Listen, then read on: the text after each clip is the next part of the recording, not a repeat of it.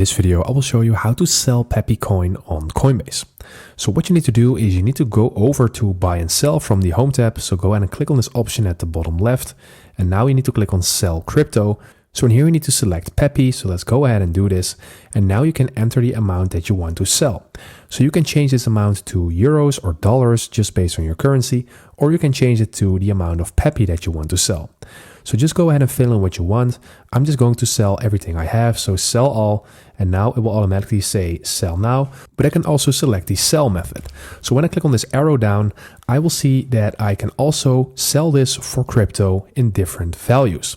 So let's say that I want to sell my Pepe to Bitcoin, then I can do that by selecting Bitcoin or just any other crypto that there is. So this is also an option that you have.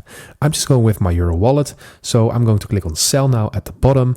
And as you can see, our order is submitted. And when we click on done, we will see that it will be processed automatically, as you can see. And I also see that I have more cash in my account and that my Pepe is already sold. So this is how you sell Pepe on Coinbase. I hope this video helps you out. Please leave a like and consider subscribing. Then I will see you in the next one.